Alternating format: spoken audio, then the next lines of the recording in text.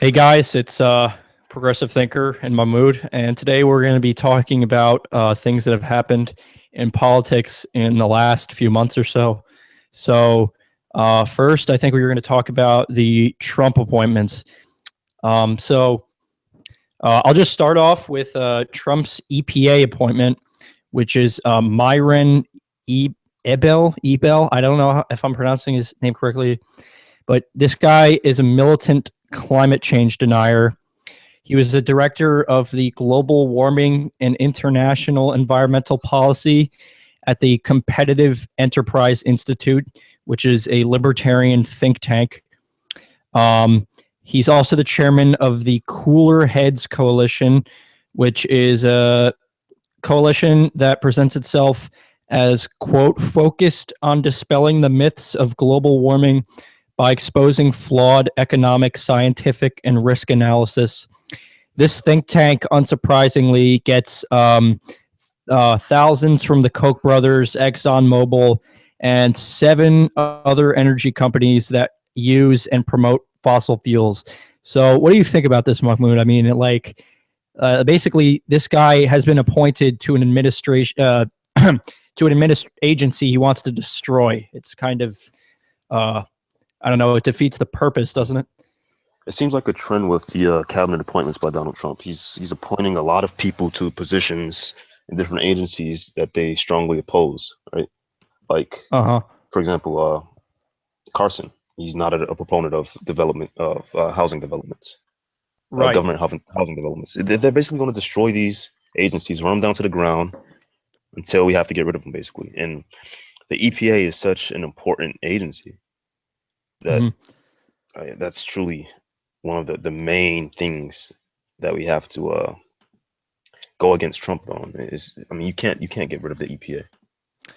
Yeah, and it's interesting because apparently, according to this was an interview with Noam Chomsky I was reading, but he was saying that the world is turning towards China for climate change, like to head the fight against climate change.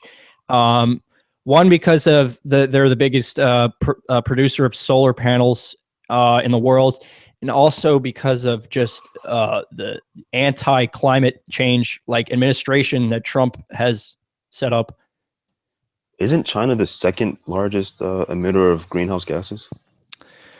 Yeah, I think so. Except it seems like they are taking steps like against it, like Right. more than we are. Definitely. Um, yeah, no, what you were talking about, the trend with appointing people to head agencies they want to destroy. Um, you have Myron Ebel in the EPA, and you have Ben Carson in the Housing and Urban Development, and then you also have a woman named Betsy DeVos Education, heading right? she's heading the Department of Education, and she's someone who basically, if she doesn't want to eliminate the public school system, she wants to heavily defund it. And she's also a fundamentalist Christian who promotes creationism and teaching it in schools. So, Basically, she was a CEO of a charter school right. company, basically in Michigan, I believe, right? I'm not sure actually. I believe that's what she was previously doing. That's how she made billions of dollars. She's a billionaire. A lot of the people Hmm. on Trump's cabinet are billionaires. Yep.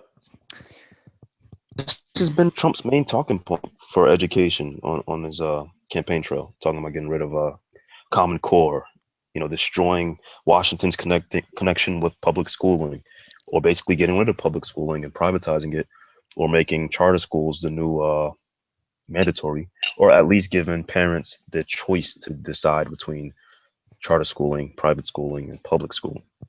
But the main thing that you said there, the really important thing is that she's a creationist, and she's going to have the most powerful position in all of education in this country.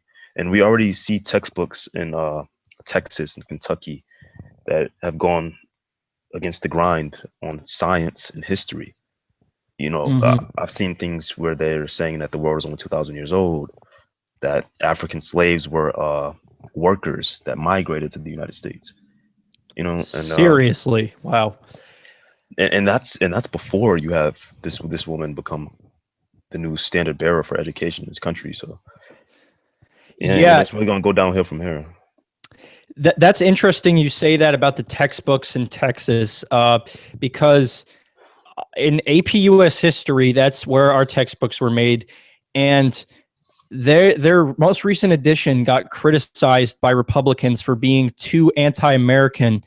But actually, when I read the book, I got almost the opposite impression. I mean, they talked about the Sandinistas as if the Contras were better, which I thought was kind of like horrible because that's obviously not true.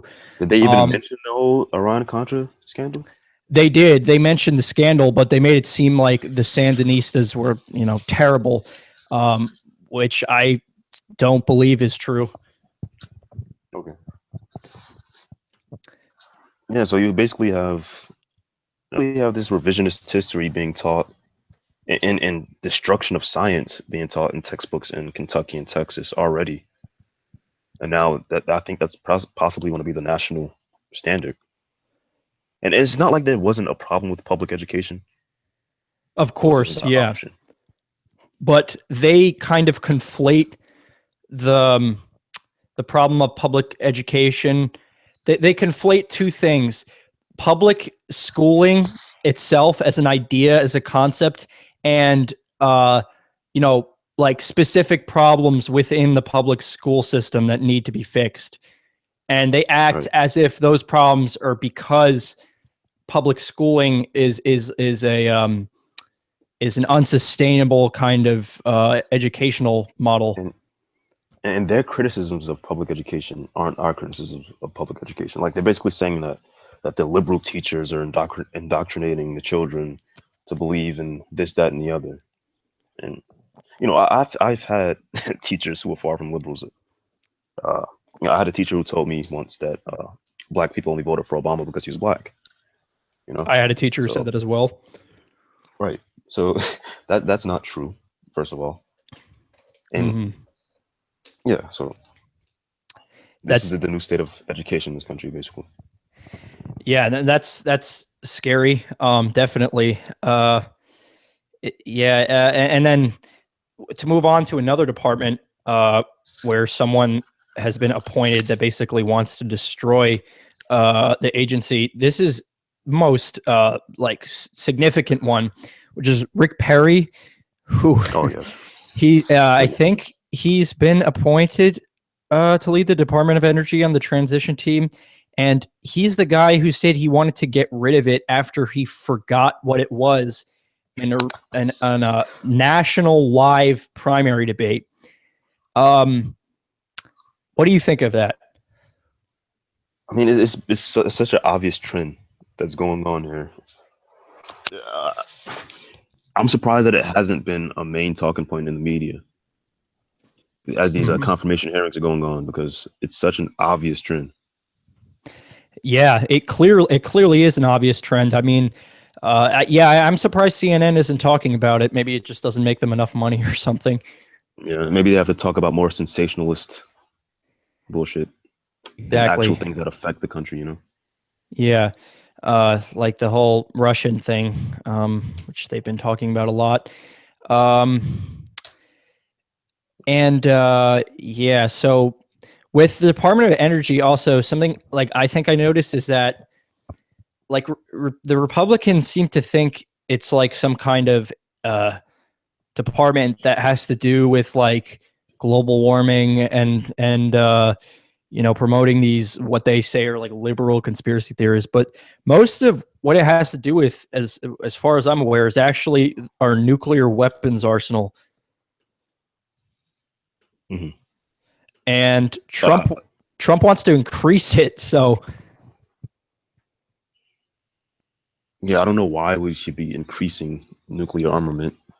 We should, if anything, we should be decreasing it and trying to sign an agreement with Russia to decrease nuclear arms. But. Yeah, it's crazy. I mean, Trump during the primary his primary campaign and then the general election, his whole rhetoric with Russia is that we need to improve our relations with them, and Right. he's still saying that. But how is increasing our nuclear weapons arsenal gonna achieve that? It does the exact opposite. It's posturing on a geopolitical level, and it's dangerous. You know, this is Cold War type shit. Hmm. Yeah. That is it is Cold War type shit, and also it's like I've been seeing people say, I know Noam Chomsky was talking about this, that like right now is the most dangerous time, um, in terms of the threat of nuclear war since the Cold War. Yeah. Have you seen the Doomsday Clock? No, I haven't. Do you know what the Doomsday Clock is? I know what it is. I wanted to look at it. It's really interesting. But Right. what are they saying right now about our chances of? Well, you know that basically when the clock hits 12, that's basically the end of the world due to all types of human fuckery. You know, Yeah. climate change, nuclear war, things like that. And I believe that it's currently at 11:57. Wow, that's scary. Yeah. Has it ever been later than that? I can check right now. Okay. Um, I guess in the meantime, I'll move on to another subject. Um, oh, actually, no, this is still with the appointments. Um, you also have the National Security Advisor, who's Michael Flynn, who is a prominent, or not a prominent neocon, but he's, Conspiracy theorist nut job. yeah, he's a total Islamophobe. He said that Islam is not a religion but a political ideology. Yeah, I mean, his position as a general because he was making like absurd statements and acting erratically. I'm not sure if his mental health is fully there, but he definitely should not be somebody who's a top defense advisor to the president. Yeah, definitely. And with the whole mental illness thing, I wouldn't be surprised. His son also, I think, has something going on. Do you know about the whole Pizzagate thing with his son? Oh yeah, yeah. His son promoted it, right? Yeah, his son was like promoting it on He's Twitter. more of a standard conspiracy theorist of the Alex Jones persuasion, rather than Yeah, someone with any mental illness. But his father seems to be a little off with some of the things that he goes on, like the tirades that he goes on, and his history with the military. interesting. I think that they should have. I think that they should psychoanalyze these people before they're allowed to head major positions in the cabinet. I didn't even know that they didn't do that. I mean, maybe they do. Maybe they do. I don't know.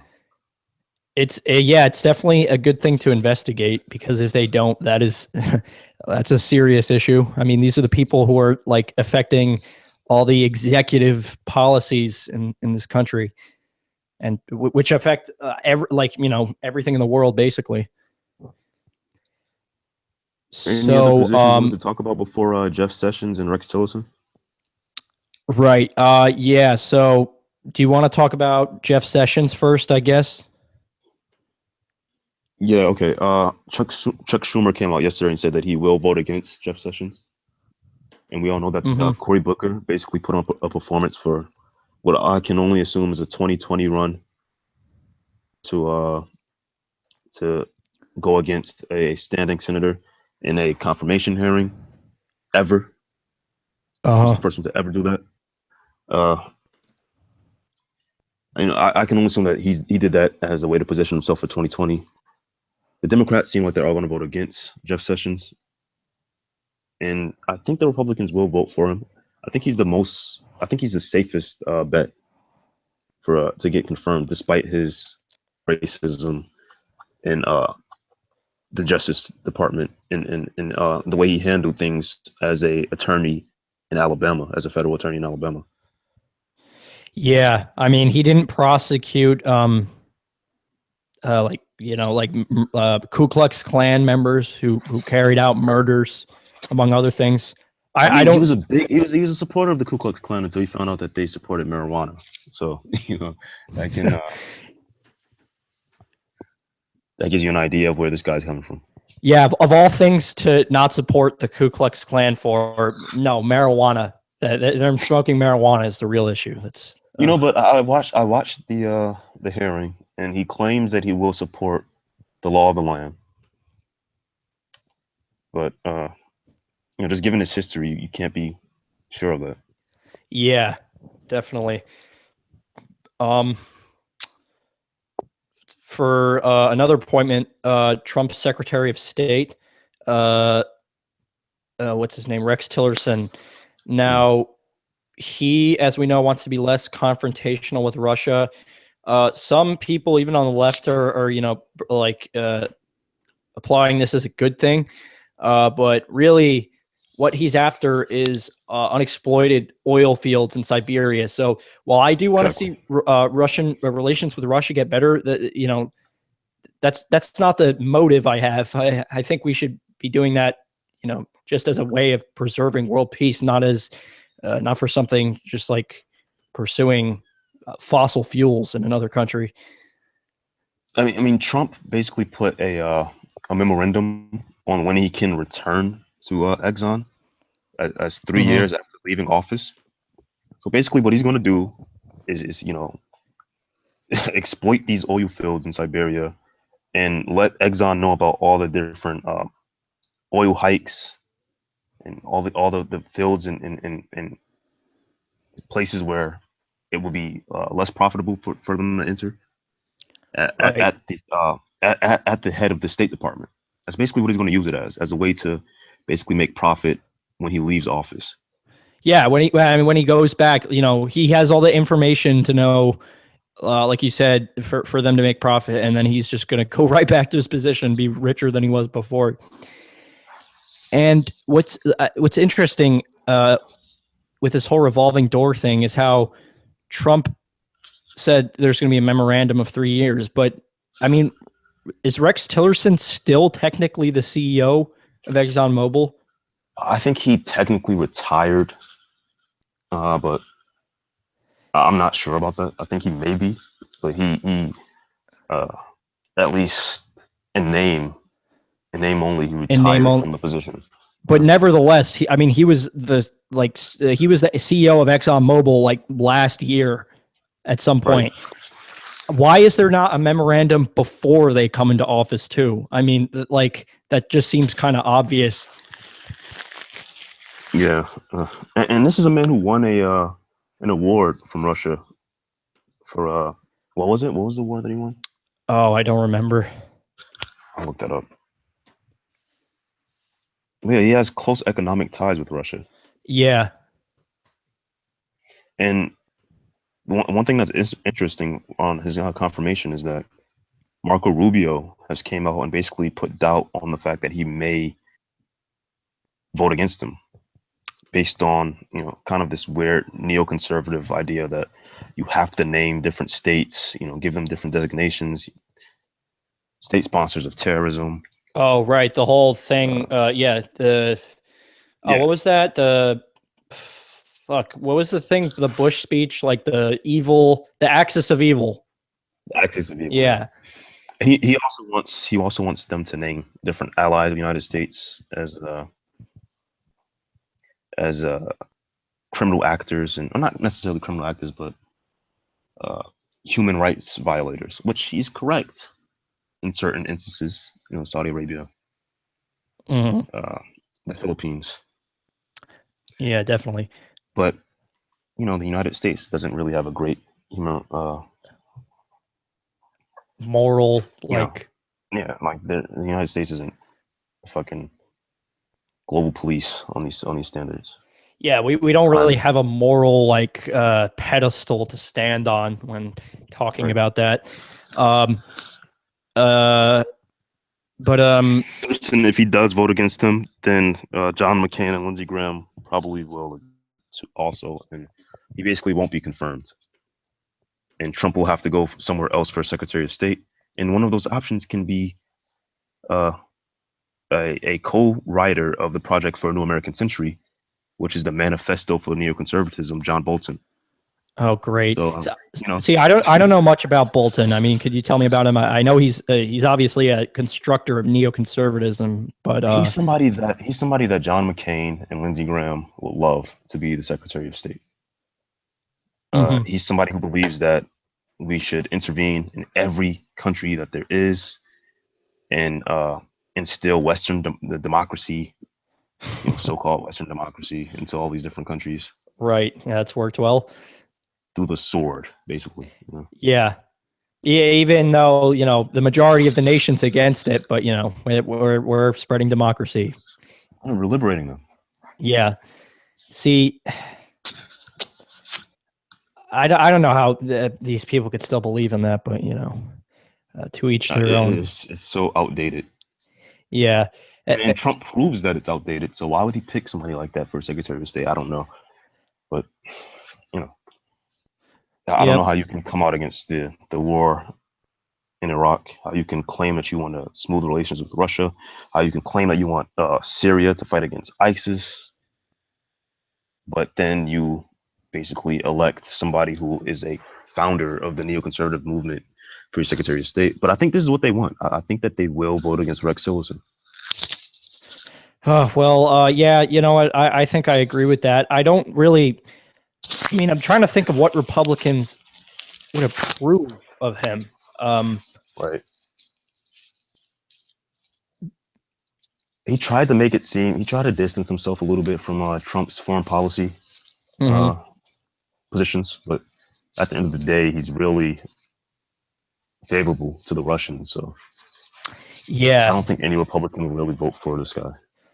I mean, like the Republican establishment went behind Trump when they realized that like they kind of had to, or else they were totally going to lose their jobs. They don't have to vote his cabinet in. Yeah, that's not going to negatively affect them if they don't vote this guy in. Right.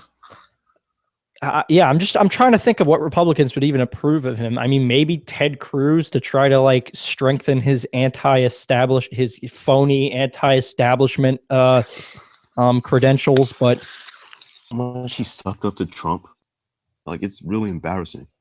I think your mic just went out. I can't hear you. Oh, there we go. Yeah. Yeah, I said, have you seen how much he sucked up to Trump? I have not been following that. No. It's been really embarrassing. Like it's disgusting. Yeah, I know he started sucking up to him. He basically said that Trump's cabinet is the standard bearer for conservatism. So I don't know. It's gross. It's really nasty. Conservatism, except when we're trying to conserve the environment. No, then you could be as liberal as you want.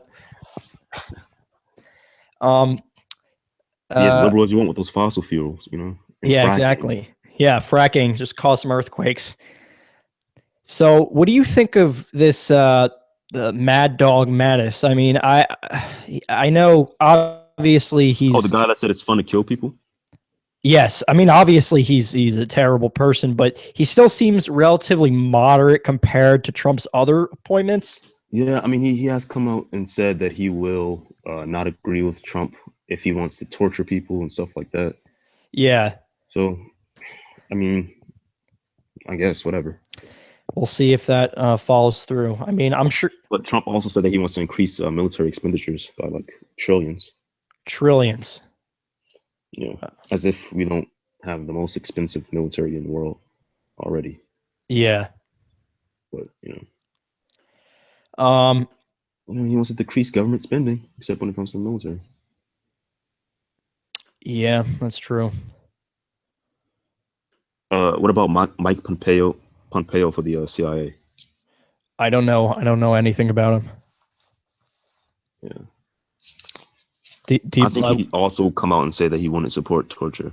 But, that's what any decent person would say. So you don't really get any brownie points for not supporting torture. I mean, why is torture like even something? Why is it something we debate? Yeah, like isn't it obvious that we should be against it.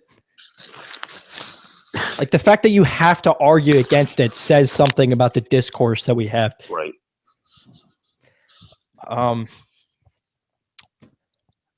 So also, this isn't really about his appointments, but I guess I kind of just wanted to get this in. Well, actually, it does have to do with 2 appointments. One, Trump's pick for ambassador to Israel. David Friedman guy. I don't know if you've heard about him. He's like an evangelical Christian, right? I think so, and he's given contributions to several like settlements, illegal settlements in the West Bank. Well, I mean, Trump has already come out and said that if he had a choice, he would choose Jerusalem as the capital of Israel. So Jerusalem for yeah. I know. Doesn't he want to move the embassy there now or something? Yeah, I believe that's what he said. And also, I think that the person who's picking for the ambassador to Israel believes in a one-state resolution, but in the most right-wing way, like a one-state Israel solution. Yeah, like a basically Israel just like colonizing the rest of Palestine. Yeah. I mean, this is the problem here. Like, these people are trying to, like, these right-wing people are trying to extend American power abroad.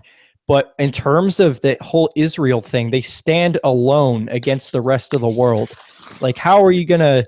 I mean, Obama has taken some stances here when it's way too fucking late, you know? Yeah. I think on the 15th, they're going to have a UN resolution on a 2-state solution. Did you hear about that? No. Yeah, I don't think that Israel or Palestine is actually going to attend it, though. But, interesting. Let's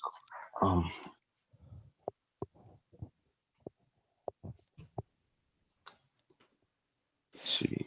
Trump's ambassador to Israel said that Jews who support the international consensus on a 2-state settlement are worse than capos, who, you know, like the Jews who would like control other Jews in like the concentration camps. Like, this guy actually said they're worse than those guys for supporting like what the rest of the world supports. That's amazing. Yeah. Yeah, there's going to be a Paris summit on January 15th by the UN to discuss a 2-state solution with Israel and Palestine. So that's just 5 days before the inauguration. And there's going to be 70 nations that will attend it, not including Israel or Palestine. But apparently the U.S. is going to vote for a 2-state solution. And this is going to be something that Trump can't just come in and get rid of, apparently, because there's going to be all these other nations also involved that would also have to vote to get rid of it. What exactly are they voting on? Let me see. Okay, this is a pro-Israel website, so I don't want to read from that. Go to routers. France will convene some 70 countries on January 15th for a Middle East peace conference in Paris, its foreign minister said on Thursday, and will invite Israel and Palestine leaders to meet separately at its conclusion.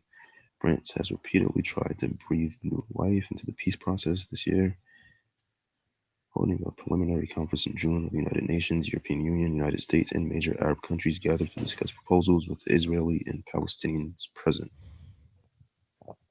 Conference. Okay, let's try to get to what exactly they're doing here.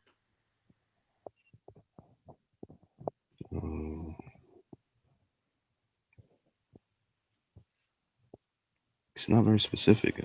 But apparently Netanyahu is against it and will not be attending. And Obama's for it. Yeah. Okay. Well, yeah, like you said, kind of like how they came out against the settlements, a couple weeks ago.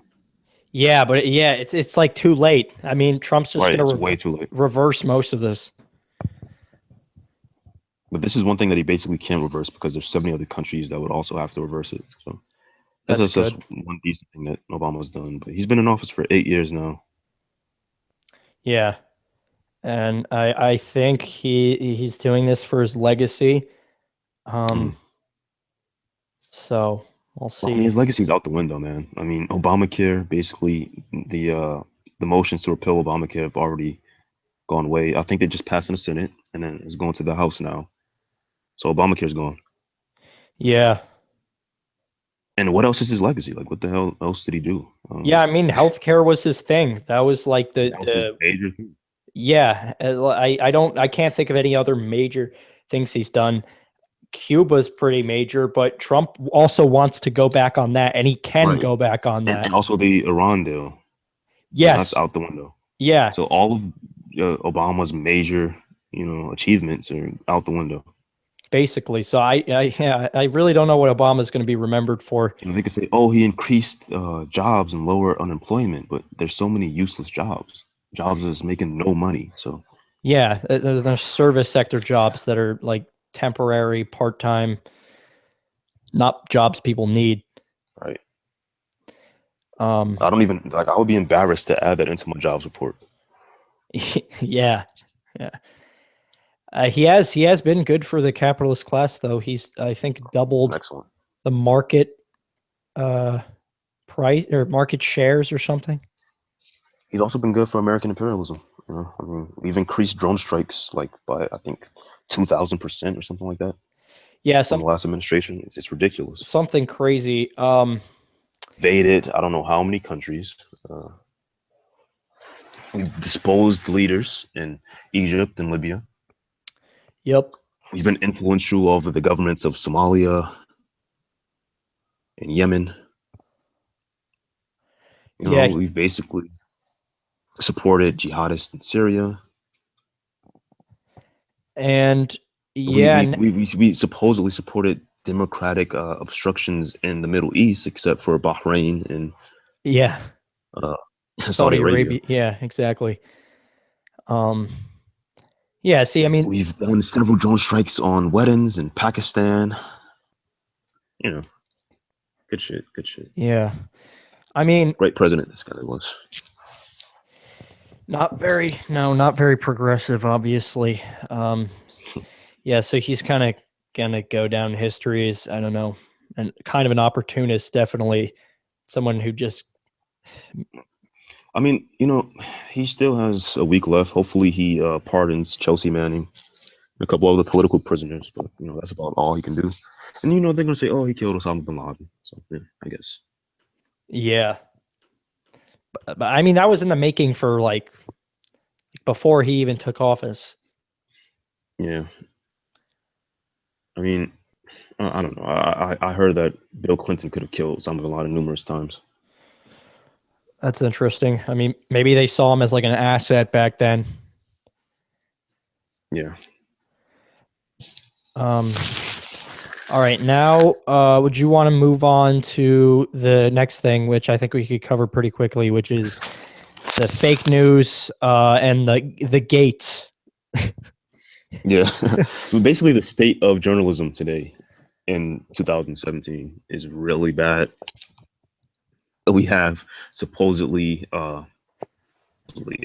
you know, people with journalistic integrity, like the Washington Post and BuzzFeed, publishing articles that are bullshit, basically.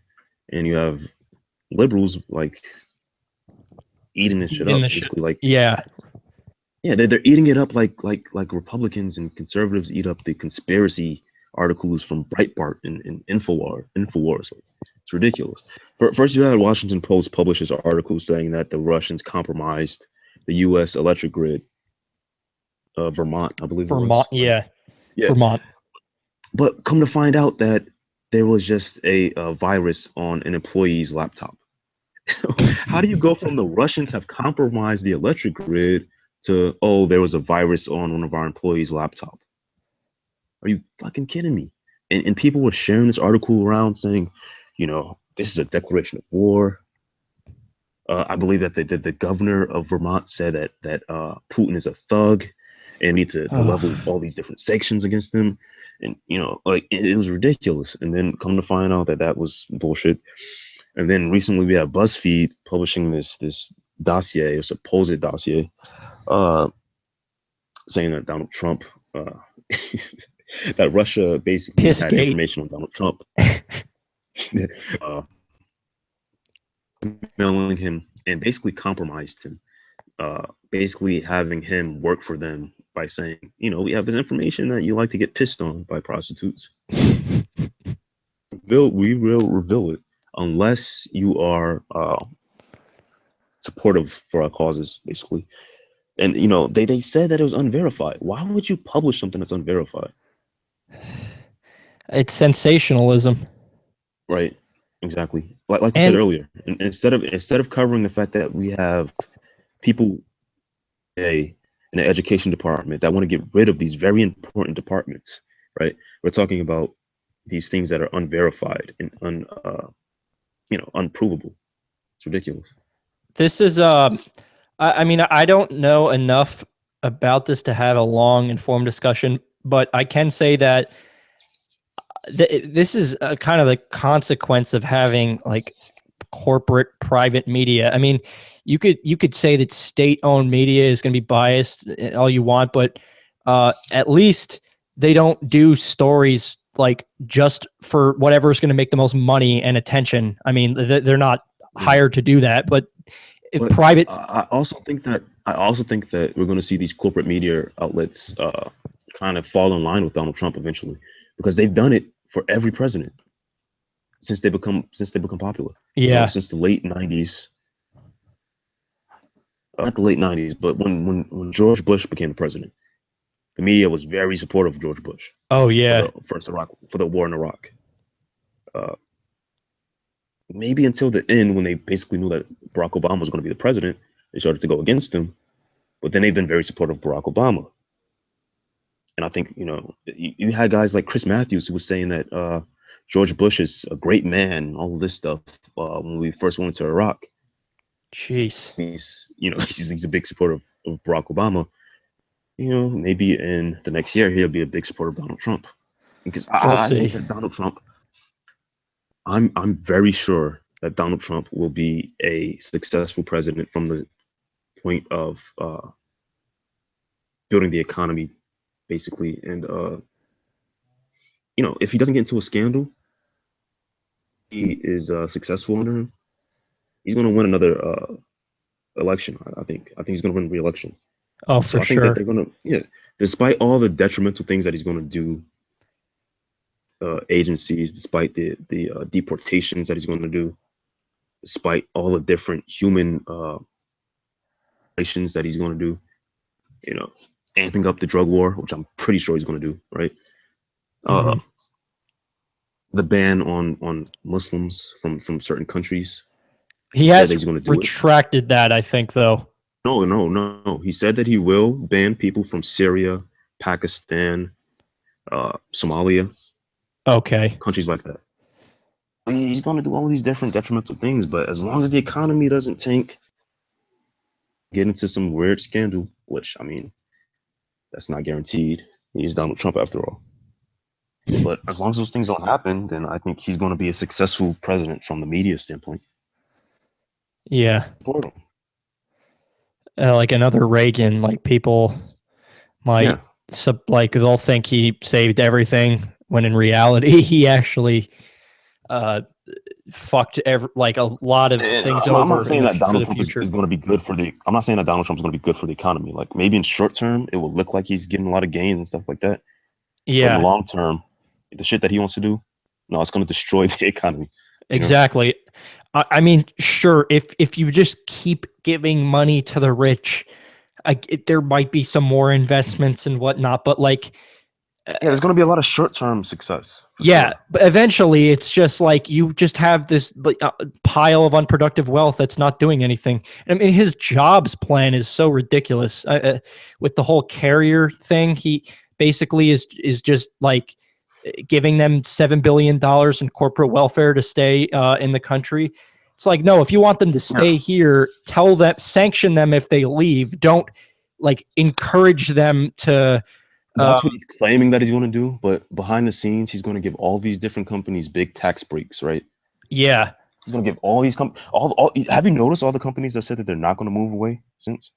Ford said yeah, they're not going to go. I yeah. believe Fiat, all these different companies in the past couple of weeks.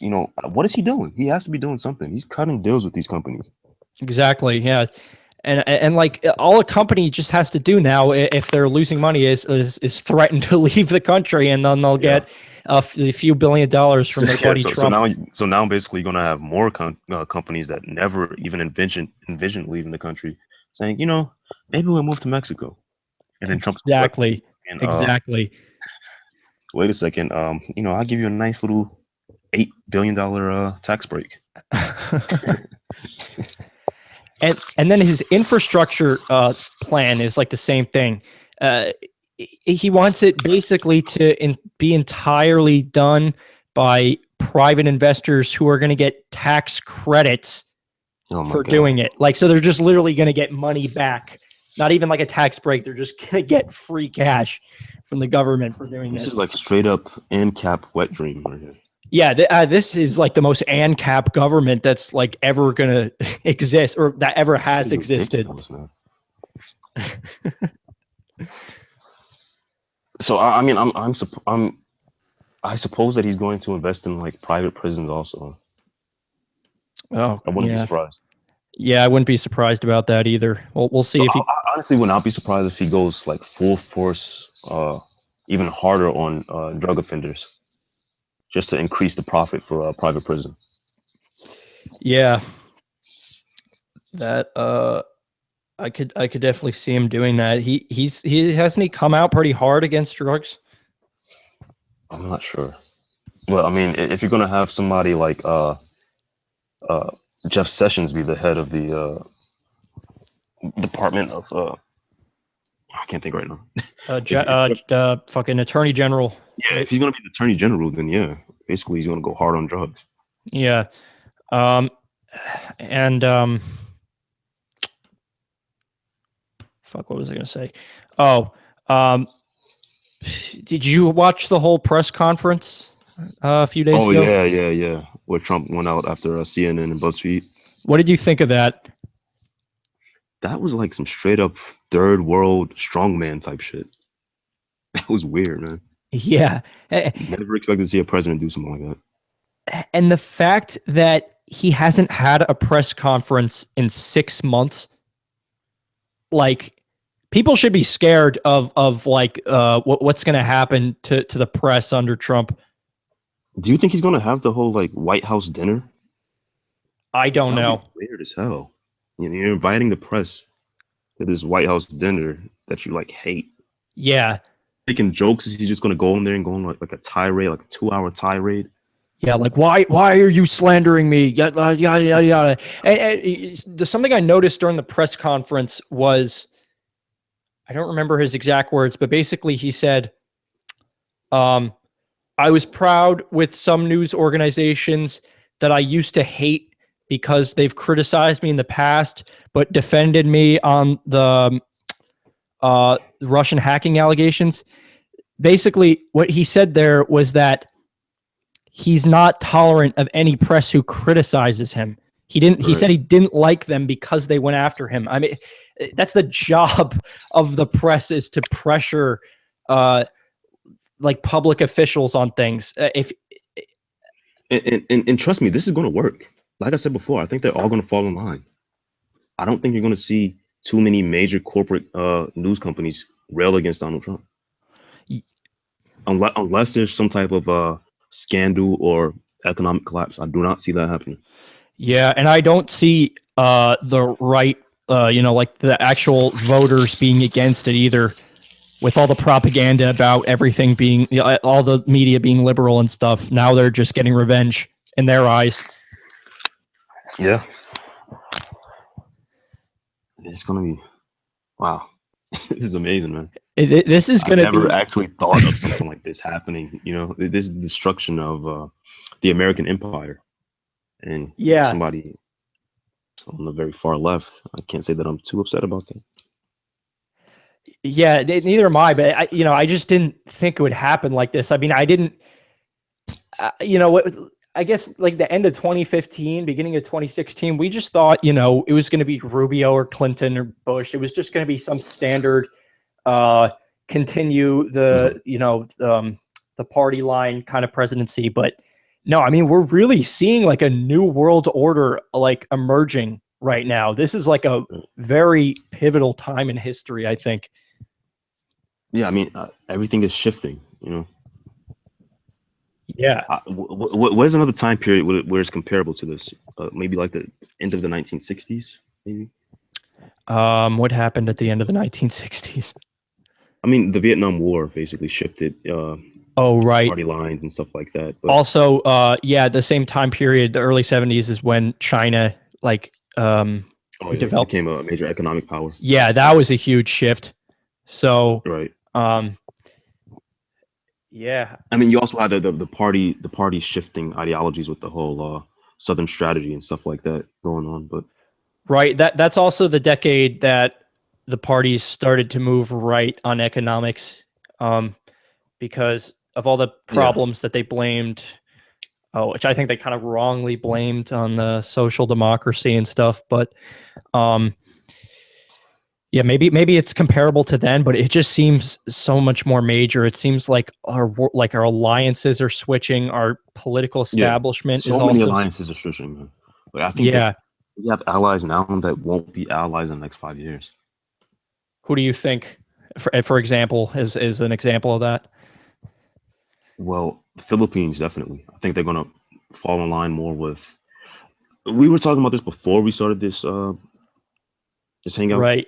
How the Philippines are kind of in an awkward position with Duterte Hmm. in line with China, but at the same time, they have the South China Sea, Right, where you and the kind of fact that the Philippines has too many like democratic institutions that I think would stop like an alliance between Duterte and yeah, the yeah, exactly. Chinese.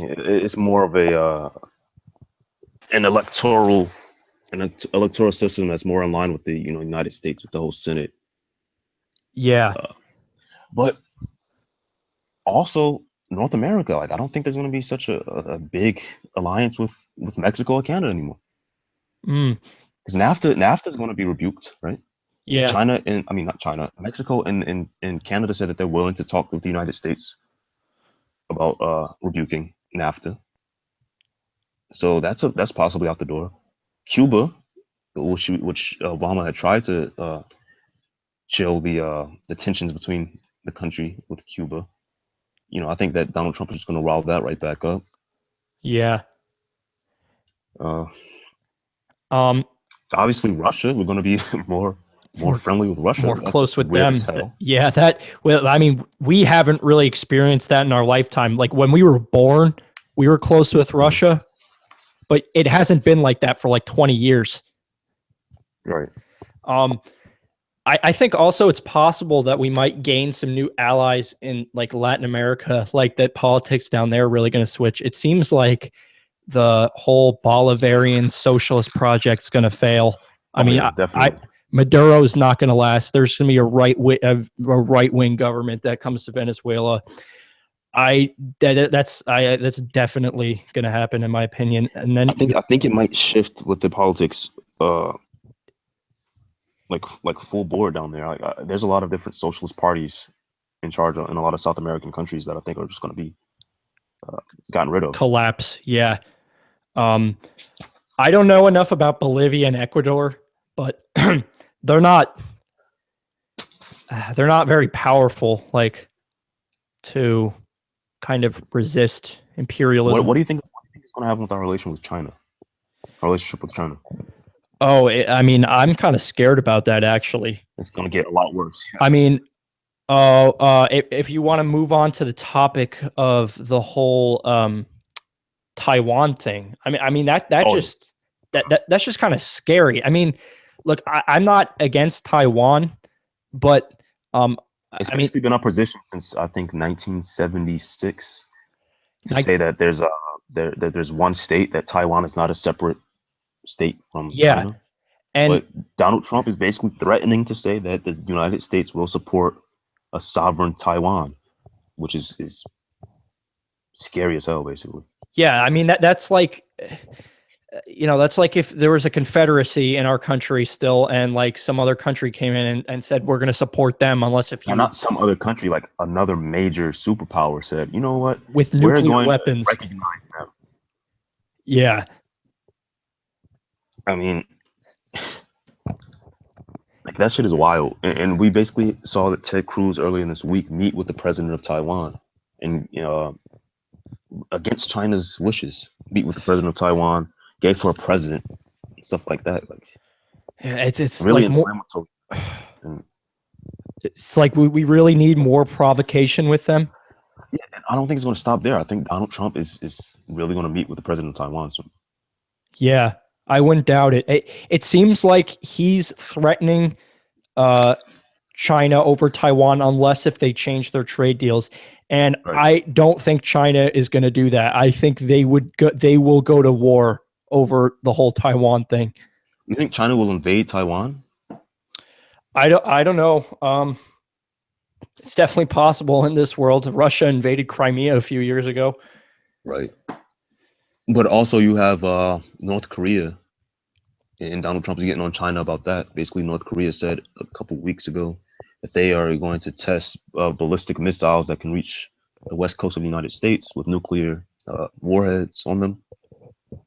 Donald Trump said that's not going to happen, and I'm going to get on China about it. Basically, Jeez, he's really going hard after China. But meanwhile, we're buddying up with Russia. yeah. So that's something interesting. I mean, do you think the Russia, like, because Russia and China have been close in recent years, do you think that's going to change? I mean, it might. This is really getting strange, man. I think that there's going to be the BRICS nations, right? And well, not the BRICS nations because Russia is a part of the BRICS nations. Right. Wow. We're going to have to change it to the BICS nations. Then. BICS. Something interesting I saw though. I actually we were talking about on Facebook was that Noam Chomsky is predicting that Israel is going to shift its alliances in Western Europe to. I didn't get a chance to read the passage that you sent me about that. Right. So you want what is it? Just summarize it basically for me. All right. So basically, what he's saying is that since Netanyahu has been breaking the Fourth Geneva Convention, repeatedly with all these new settlements that he's refusing to denounce, and he's actually increasing. He's increasing the amount of settlements, and since Israel's being called out for it, and they're like authoritarian right-wing policies by like different European countries, and even by Democrats. I mean, 60% of Democrats want sanctions against Israel for the settlements, which is like this is a very new opinion that hasn't been in our discourse really. And if Barack Obama would have done this 6 years ago, then who knows where we would have been at by now. Maybe there would be a different government in Israel. But basically, Chomsky's argument is since that China, India, Singapore, those countries, like more illiberal nations in Asia, since they don't have this kind of like they're kind of non-judgmental when it comes to like allying with countries that have human rights vialations, whereas Europe and America aren't. Even though that's not true. Even though America commits its own human rights violations, obviously, but it at least cloaks itself with the whole rhetoric. But China and India, Singapore. The problem I have with that is the fact that Russia, the U.S. is basically about to elect a ambassador to Israel that supports a one-state solution for Israel. So I don't think that Israel is going to be running away from the U.S. anytime soon. Basically, because Netanyahu is really supportive of Donald Trump. Yes, it's more apparent. Mm-hmm. So I don't think that's going to. I think his argument would stand if Barack Obama was still the president, or if Hillary Clinton was the president. But that's not the case, so I don't think that will be happening. What I do think is that Israel is going to be more in line with Russia now, because Russia is going to be our ally. Oh yeah, but then you have the whole Syria thing. Yeah, and you have Iran also. So that's so weird. I don't know what the fuck is going on, man. It's so convoluted. It's so very convoluted. I think. Do you think that Russia would drop Iran? Because we're about to get rid of the Iran nuclear deal. Who else would they have in the Middle East? I mean, they have Syria. They have Venezuela. But like you said, Venezuela is about to go under. Yeah, exactly. And I think Venezuela is something that if America and Russia become on friendlier terms, Venezuela could be a friend of both America and Russia if they have a right wing government. What happens with Cuba? Does Cuba just become a like hermit nation or something? Hermit nation? This sounds weird, but I actually, provided there's not some like far right populist like takeover in Europe, I think that Cuba might become closer with Europe. That actually doesn't sound that weird, but I do think that there is going to be a far right takeover in Europe. Yeah, I well, think that Le Pen can probably win in France. I think that the opposition in Germany might win. We did see Austria was the only country of these recent countries that have been swinging to the right that has actually rebuked it. But I think these other mhm. countries might fall in line with UK, Italy, with these referendums that they recently passed. That France are is gonna. definitely, in my opinion, can do it, but I don't know about Germany. I just feel like there's two. Only reason why I think Germany won't do it is because of the whole Nazi thing. You know. Exactly, they have that like in their historic memory. I can't see them electing a far right party. That's the only reason why I think that Austria didn't go forward with it. Uh huh. But you have Hungary also. Hungary, Poland. Yeah, you have all these nations that are like going to the far right that did have Nazis. Okay, so you can't rule it out.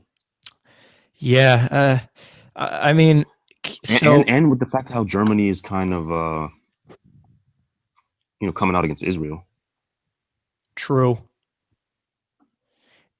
You know what's weird? Like a lot of these like ultra right parties that are taking over, like we're so, a lot there's elements in those groups that are really anti-Semitic, but it seems like most of these parties are on board with Netanyahu and Israel. Right. It's weird. Um, it's crazy, man. Like geopolitics are about to completely shift. Yeah, It's interesting to even talk about this because all of our lives, like we've only known one way, and Donald Trump comes in and 10 years ago, we were watching Donald Trump on The Apprentice, and now this man is about to turn the world upside down. yeah. Like all we've known our entire life has been like neoliberalism, like the legacy of Bill Clinton and the end of the Cold War, and it's about to completely change. Wow. It's surreal, man. It's crazy. Um, what do you think will happen with Syria? It seems like Al-Assad is going to retain government in Syria, and that ISIS is basically on the brink of extinction. You think ISIS is done for? I don't think the ideology of ISIS is done. Obviously not. It can spark at any time, but Uh, ISIS itself and the territory that they hold is depleting majorly right yeah. now. So yeah, I think when Trump gets in, I think it's just going to be, he's going to allow Russia to drone strike even more. Another interesting topic we have to talk about is Turkey. What do you think is going to happen with Turkey? Because they seem That's to be going interesting because for the past 2 years, they've gone way far away from the EU. Like they wanted to join the EU for the past 10 years, then they're like, you know what, fuck the EU, you know. And then in Erdogan is increasing his power. He's trying to get rid of parliament. Like he's doing all these weird things. I see Turkey as another natural ally of a right wing nationalist administration. Yeah, And the weird thing with Turkey is that they've been against Assad for the longest time. They were selling oil to ISIS, but they actually helped evacuate Aleppo. They helped the Syrian army. yeah. They've like suddenly changed and started to support Russia. Like in the Yeah, past couple of weeks, like you know what? Never mind. We're supporting Russia. And and Erdogan came out and said that he's happy about Trump's election. So that's another it's thing. so weird. So, do you think Israel and Syria might reconcile their differences and just go after like radical Islam?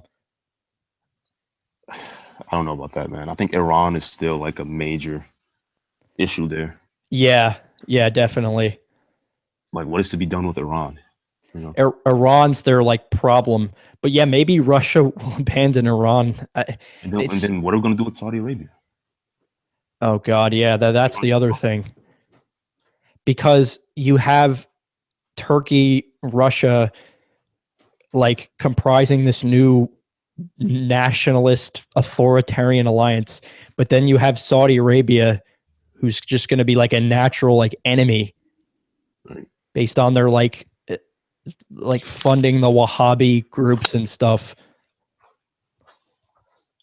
This shit is just scary. Like, nobody knows what's gonna happen. It's too complicated. It's so intricate, and you basically have this guy who's saying he's going to do wild things with such volatile issues. Mm-hmm. It might spark another world war, man. Like, I don't know. Well, if that happens, I'm not fighting. I'm fucking going to Canada Yeah, or so, yeah, I but don't what know, if some Canada country deports where I our ass won't right get back? drafted. Like, Canada deports you like right back, you know, because we don't have any Yeah. type of, you know, relations with Canada anymore. Mm-hmm. Yeah, I don't know. There might not be anywhere to go then. You know, we might do some like War of 1812 type shit, where people who draft dodge all go to Canada, but then Canada's like, we don't know if we want to keep you guys because the United States might try to like take over or try to invade, so we're just Uh-huh. gonna send you right back. Or maybe maybe the World War III will lead the people of the world to have a revolution like World War One did. Yeah, I mean it is 100 years since the revolution in Russia. Yeah. Um that's definitely had a lasting legacy. Like, is that a joke? No, no, I'm serious. Okay. So now I guess let's try to stick more to the topics. Yeah, we Uh went way off topic. yeah, okay, speaking of Dylan Roof, what do you think of the death penalty and the morality of it? Okay, so from a morale standpoint, I'm not the biggest proponent of the death penalty, mainly because it disproportionately goes against blacks and Latinos in this country, and I'm not a big supporter of the capitalist empire of the United States putting anybody to death, Mhm. basically. But Dylan Roof is such a fucking vile person, you know, that I don't mind him getting the death penalty, and I don't think it's going to happen.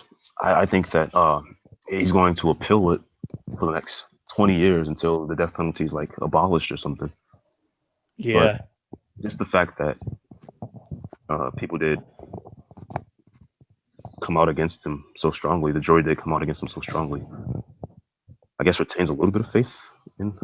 I don't have any faith in the American so-called justice system, but that's a topic for another time. But I'm not supportive of the death penalty because, like I said, there's so many people who have been put to death for crimes that are so less compared to what Dylan Roof did.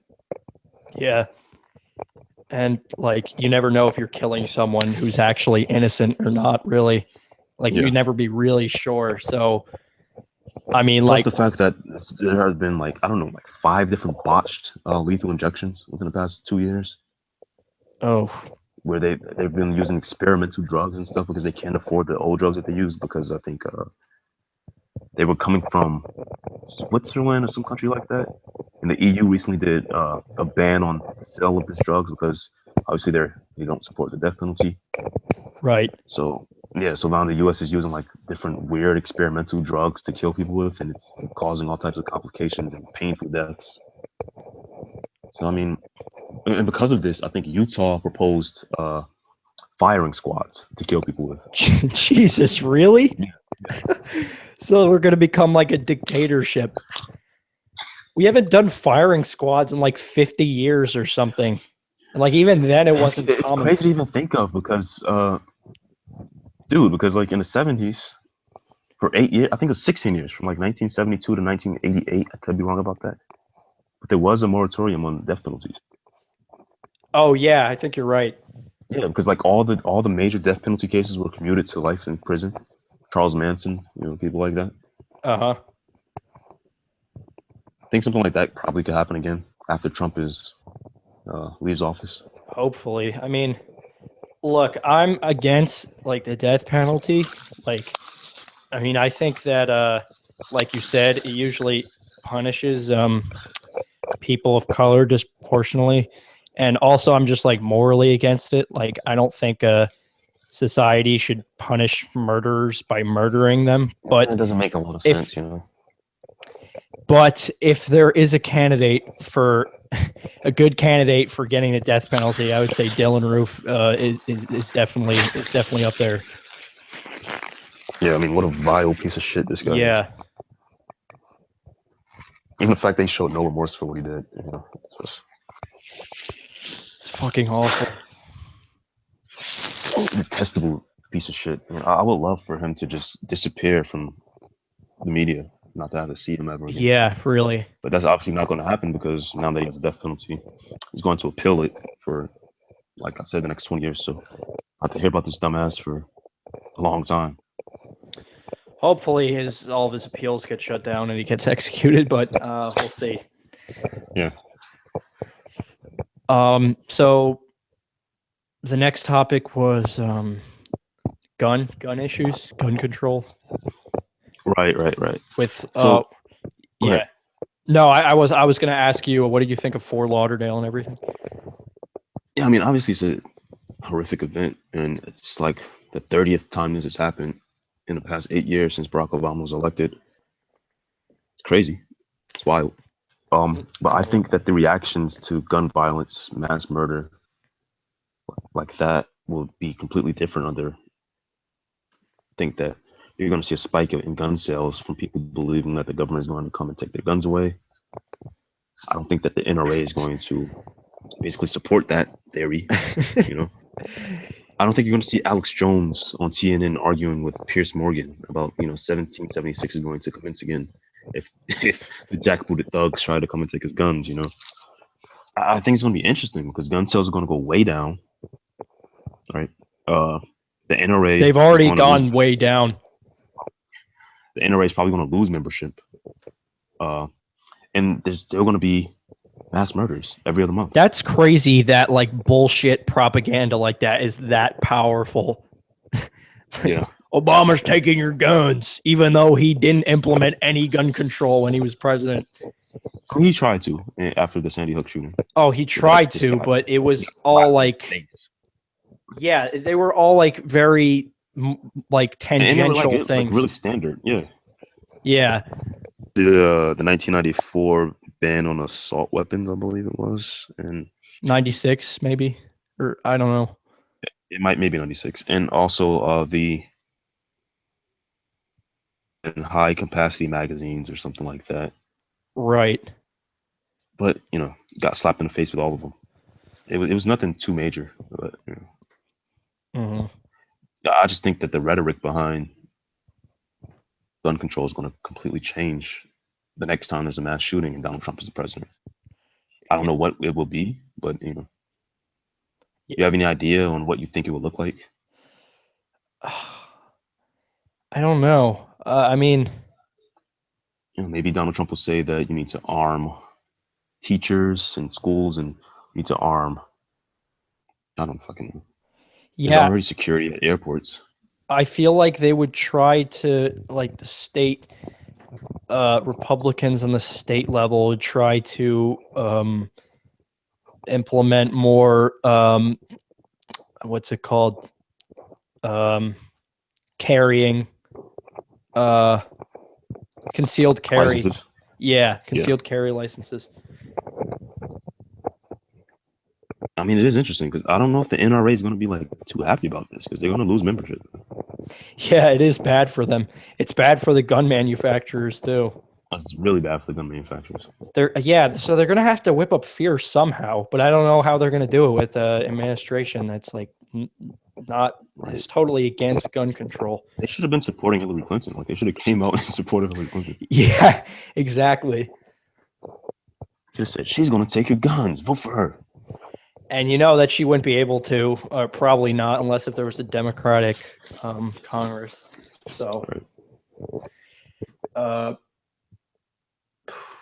right. International issues now. We've actually talked a lot about these. One thing I wanted to talk about, I don't really know a lot about it, but the um, the bourgeois media has been talking about Aleppo and talking about how there's a genocide going on there. And it was discovered that some of these people were making these goodbye videos were actually paid actors. I mean, so Oh, not do you even know that, but any, they also like in support of Jabhat al-Nusra and the different jihadist groups in Syria. Like, which is the, basically Al Qaeda in Syria? yeah. You had this one guy, I don't remember his name, the African American guy that was going around interviewing suicide bombers. You know what I'm talking Really? about? Yeah, No. he was going around interviewing suicide bombers, but then he was on CNN talking about how, the Assad government is slaughtering civilians in the streets, and it reminded me so much of the first Gulf War. And you know how they had the daughter of a Kuwaiti ambassador to the United States testify in Congress that Iraqi soldiers were doing all these horrific Oh, war crimes. right. And it turned out she was like a phony. She was, Yeah, was she? yeah, she completely made all of it up. Yeah. You know, that's what this reminded me of. Like, how are these people? Uh, the little girl, the little 8-year-old girl, who was on Twitter, typing in perfect English while she's being bombed, and I would only assume doesn't have good Wi-Fi connection to be doing all of this. Yeah. But and then I think it was found out that she was actually in Britain while all of this was happening. Not 100% sure on that, but Yeah, and how do all, if these are just like regular videos being made by like poor people in Syria who would definitely have a terrible Wi-Fi connection if their city's getting bombed and slaughtered by Syrian soldiers, how would it so easily get picked up by the mainstream media? yeah, man, it makes no sense. And just the fact that a lot of these people, if you look at their actual social media accounts, are supporters of jihadists is and Yeah, have you noticed the big contrast between behind the war in Iraq and the war in Syria? In I Iraq, know.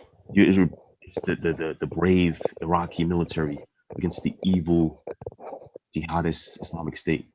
But in Syria, it's the evil uh, Assad government versus the brave jihadists. Of course, they don't call them jihadists; they They don't call call them them that. freedom fighters. They call them the I don't even know what they call them. The good FSA, opposition.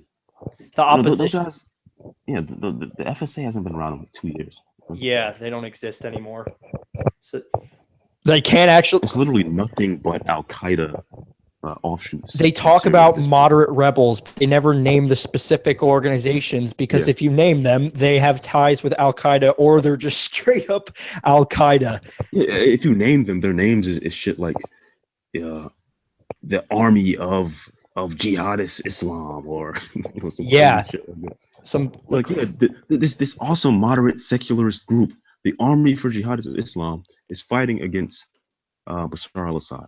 you know that in the CIA when they were arming these people, well they still are, but back in like 2013, they called them moderate Islamists, like in their circles. What is a moderate like a moderate Nazi? Like what is that supposed to mean? It's an oxymoron for sure. Yeah. So I just, it really shows a lack of critical thinking on the part of a lot of people because there's just so much similarities with the sensationalism they put out about Iraq. And we all know that was a lie. And now people are Mm. just, I'm not saying Assad is good or anything, No, of course not. but it's like people aren't like questioning, being skeptical enough. No, you give people news and they just fall for it, and this goes for liberals too, because a lot of the bullshit that's coming out of the Washington Post and BuzzFeed, they're eating that shit up also. Yeah. And I've seen Is so it, many liberals like basically say that we need to go to war with Russia, basically. yeah. And then the conservatives are eating up their own bullshit that like Assad is good, and that like Oh yeah. like they're more right, but they're still wrong. And the only No, reason but there's they're weirdos, and the only reason why they're doing this is because it's Donald Trump. And like 2 years ago, they were saying Assad is evil. yeah, You exactly. know, it actually Except amazes me how many of these people have like totally switched their positions. yeah, it's crazy. Like the sides have totally switched in terms of foreign policy in the last like just few years. It's amazing what one man could do. And I mean, I actually saw this coming when Donald Trump started to surge in the polls. I believe you also thought that he had a good chance to win, right? Yeah. And then we got duped by the mainstream media, like Uh-huh. in the last And couple of weeks leading up to the election. the last day I was still certain. I was like certain he would lose. Right. And then when I No, like I would say before the election, I was still messaging you saying, you know, I still think Donald Trump has a good chance here. I don't think it's as one sided as it appears, right, right? and I But was like then no. the last couple of weeks, yeah. Then the last couple of weeks, I was like, yeah, man. So how do you think Hillary Clinton's presidency is going to be? Yeah, exactly.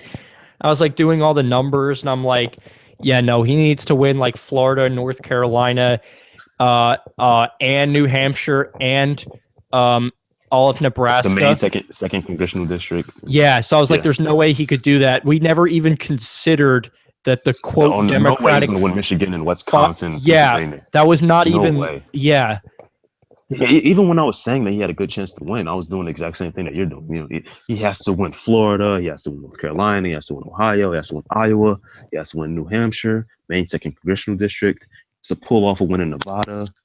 He has to make sure that he could retain Georgia and Arizona, which I'm not sure he can do. Yeah. and then we just didn't even consider all those like Wisconsin, Michigan, Mhm. Pennsylvania. That was crazy too. Yeah, but you got to realize the only reason why he won those is because Russia, obviously, Oh yeah, totally. and FBI. Yeah. Russia, FBI, Bernie Sanders. Oh Uh, yeah, it Jill just Stein. blame everyone except yourself.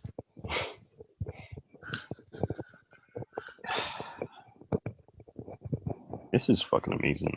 This guy's actually the president in a week. Yeah, man. I wonder what his inauguration speech is going to be like. I've been thinking about that a lot. Do you think there's going to be as many people there? Because like, there's normally like 1 million people at the inauguration. Do you think there's only going to be like 100,000 people? I think there's going to be a lot of protesters. Oh yeah, there's going to be a lot of protesters. I But I don't mean, like people at the inauguration itself. no. Well, I don't think there will be. I mean, there might be because Donald Trump did have 63 million people vote for him. True. But I mean like celebrities and stuff like Oh no, that. no celebrity. Which is Yeah. funny because he is a celebrity. Yeah, basically. It's weird, man. Never been just like who knows what's going to happen. The next Who 4 would have years. thought about this? If you went back to 2012 and said, "Hey, in 2016, Donald Trump is going to be a major player in the Republican Party, let alone the nominee, let alone The the president president," like, what would you say? What would you say to that person? would be like, you're fucking out of your mind. I'm like, what are you doing? Are you writing some type of like nonfiction book or something? Like, what are you talking about? And like also the Bernie Sanders thing. I mean, I always wanted something like that to happen, but there's no way if you came back to me in 2012 and said that like there'd be a significant like left wing faction Democratic Party, I wouldn't have believed you.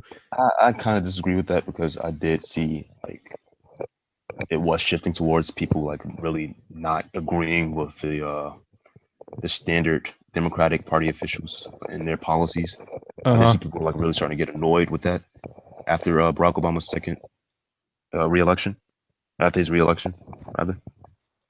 I did see like obviously because in 2011 you had Occupy That's true. and you had, yeah. But So it I did see that kind of groundwork for that to happen. It like disbanded so quickly and easily. That's the only thing It about did Occupy. disband quickly and easily, but there were so many people in support of it. Right, there were so many people in support of anti neoliberalism, Yeah, anti-war, things like that. I was like, at the end of 2015, I thought it was going to be Jeb Bush versus Hillary Clinton. You know, that's yeah. I thought it was going that's to be what. Marco Rubio, but nope. Yeah, I thought it was going to be just another standard election. We're going to get another standard politician to just keep towing the neoliberal line. But then in came Donald Trump, and, flipped everything on its head. Yeah, and then now you still have all these people who are like still accepting this like moderate neoliberal line, and it's just like, come on, like step into I mean, the reality. fact that Like, Cory Booker think that he's going to like win anything in 2020 is sad. oh yeah, no, totally not. Like maybe yeah, if it was like 2008, yes. 2012, yes. Not now. No, and I mean, I said earlier that I think that Donald Trump will win re-election if there's no economic collapse and there's no scandals, which again is not guaranteed. He's Donald Trump. There almost certainly will be a scandal, in my opinion. But if there aren't those things, I did say earlier that I think he will be reelected. But if there is a strong progressive candidate to go against him, I don't think he will win re-election. Yeah. You need someone You need that someone to basically expose him because I don't think he's going to go forward with any of these policies that he's claiming. Any of the good policies, tariffs against companies that try to leave, uh uh, things like that. yeah, no. He's not like I was reading like an op-ed by Bernie Sanders, and like Trump's whole strategy with that is not to punish companies leaving. It's just to reward companies that are staying, like we were talking about before, which are sound like the same thing, but they're not. Yeah, no, it's the polar opposite, actually. Yeah. I mean, as long as he has somebody that can expose Donald Trump for like not actually being this anti-establishment candidate that he ran on in 2016, Exactly. That's what you then need. yeah, that's what you need.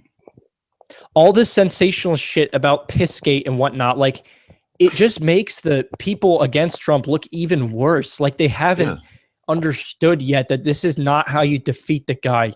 Like, like he got elected because he's a populist. If you make the system look like it's against him, like even more, that just strengthens him even more. You have to if you're publishing these ridiculous articles, it's going to make people say, "Wait a second, you guys are the fake news. We support Donald Trump even more because now you're coming out exactly against Donald Trump and you're disparaging him."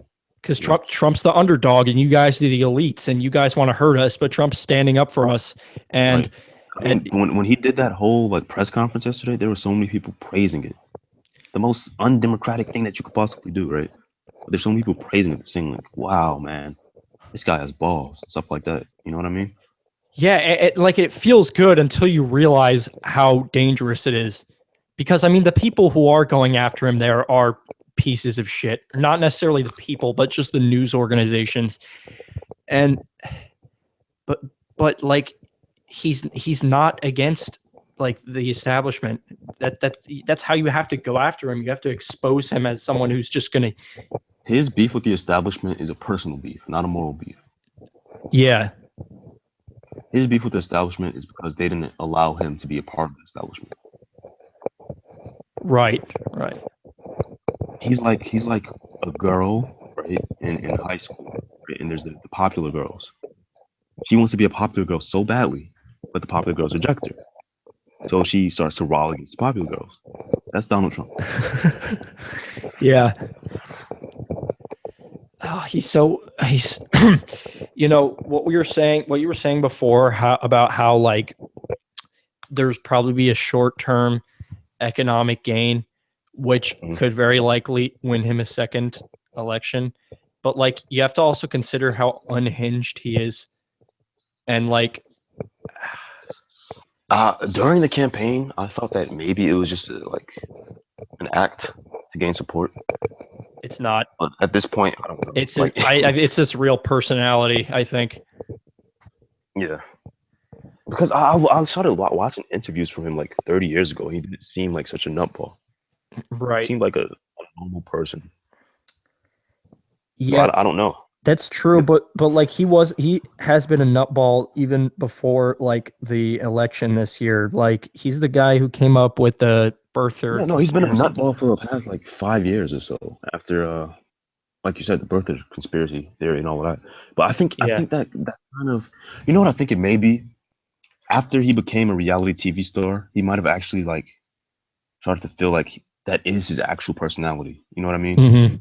Like there's a lot of Yeah. people that play characters, but then they feel like they have to be that character in real life.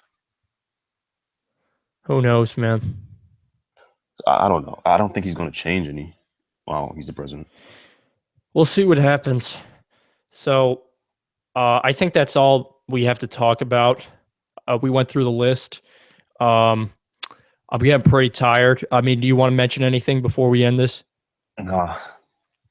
All right. So, I guess last words are this is going to be a crazy next 4 years. And the whole Yeah. geopolitics, all the alliances we've known for our entire lives looks like they're changing. Yeah. Another thing is that, you know, geopolitics this ridiculously and then just go right back. That's why another No, reason why I think Donald Trump may win re-election or has a high possibility of winning re-election. right. You can't just go right back. That just wouldn't happen. Yeah, I mean, if you change like your position, you're gonna have to stick with it at least. Like the only way you could change it is if you do it gradually. Right. I think that's. Yep. I think we covered everything.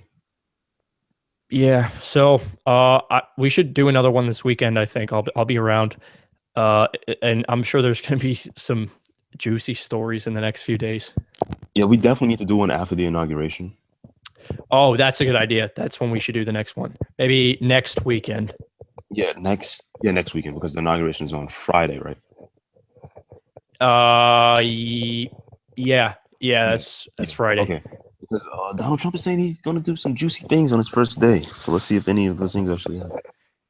We'll see what he does his first day, his 100 first days as president. He's going to start a war with Vanuatu. He's going to repeal Obamacare the first day he gets in office and all of Obama's executive orders. No, but did you hear what I just said? He's going to start a war with Vanuatu. All right, guys. He's going to nuke Mount Rushmore. Wait, Vanuatu? Why Vanuatu? I don't know. Just I try to think of the most ridiculous thing possible. You never know. You guys are saying that global warming is real just so you could get more land on other places. You guys are just using us. That's it. I'm gonna nuke you. Nuke Vanuatu 2017. All right. I'll see you guys later. See you next next Saturday. You say? Yeah. 21st. All right. See you guys.